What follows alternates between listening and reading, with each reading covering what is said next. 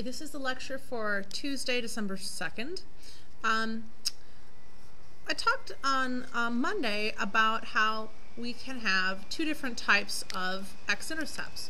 One type of intercept where the graph bounces off the x-axis, either from above or below, and another type of x-intercept where it just regular, it does what it normally does, crosses straight through the x-axis. Now, it turns out that if you have one solution at a number, it crosses through, or 3 solutions at a number, it crosses through, or 5 solutions at a number, it crosses through. Basically, if you have any odd number of solutions at that number, like here you'd have 3 answers at positive 5, that's going to give you a cross through. The other type of x-intercept where it bounces off is when you have any number of even answers. So if you have 2 answers, it bounces off.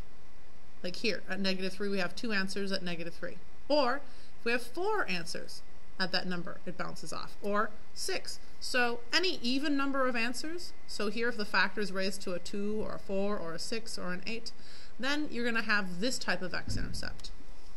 So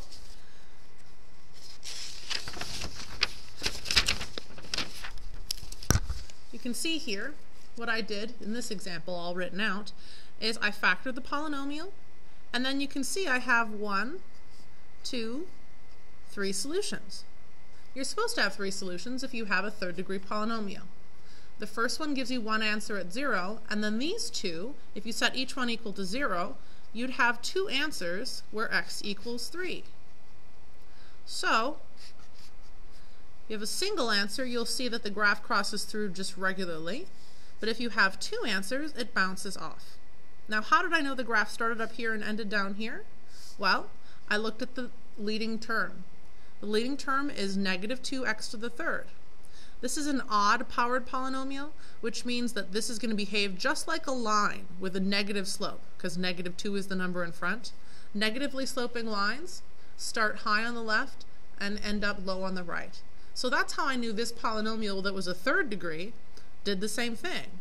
On the left it was up, and on the right it was down. So I simply started high up here. I knew I was going to cross through at 0, because there's only one solution there.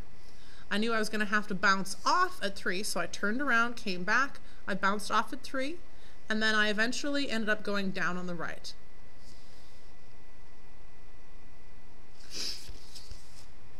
The intermediate value theorem simply tells you that there's going to be an x-axis somewhere between 2 x values. So for example, if you have an x value of -2 and the y value is positive, like here at -2, we simply substituted -2 into the formula and got positive 5. And then at another x value, if you substitute that into the function and find your y value, that might be negative. So if one of them is a positive y value and the other one is a negative y value, you have to have some sort of x-intercept in between there. That's what intermediate means. It means in the middle. So all you have to do is substitute in your 2 x values and your 2 y values. One has to be negative and one has to be positive, which means that one point is below the x-axis and one point is above the x-axis. And that's it. You've proven that you have to cross through somewhere in between those. So you have to have an x-intercept somewhere in between -2 and -3 in order for this y value to be positive and this one to be negative. That's the intermediate value theorem. Maximum number of turning points. These are turning points. 1, 2, 3, 4. The maximum number of turning points on a graph is not the exact number of turning points. We don't know exactly how many turning points a graph's going to have. We only know how many it can have at most. So, a 4th degree function can have no more than 3 turning points. A 9th degree function can have no more than 8 turning points. A 5th degree function can have no more than 4 turning points. And a 16th degree function can have no more than 15 turning points.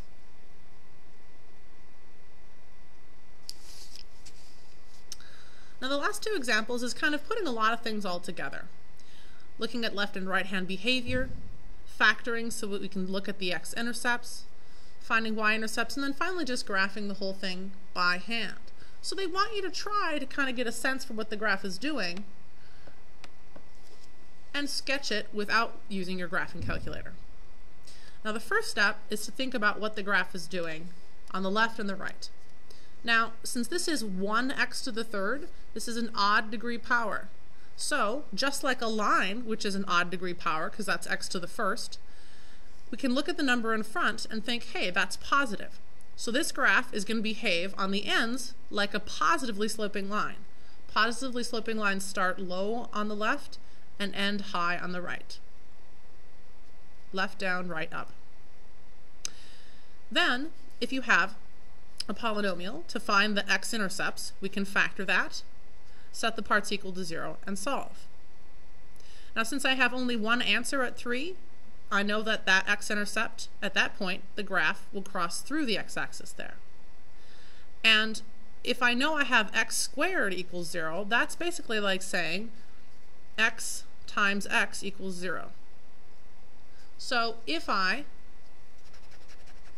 set each one of these x's equal to 0, I have this x equals 0 and that x equals 0. That gives me two answers here. And if you have two answers or two solutions, that's a bounce-off point. Now, did I find all the solutions I was supposed to find? Yes, I did. This is a third-degree function, so I should find 3 solutions. 1, 2, 3. So I simply made my graph by taking and starting low on the left-hand side of the graph. I bounced off at 0. I came back and crossed through at 3 and ended up going on the right side, going up.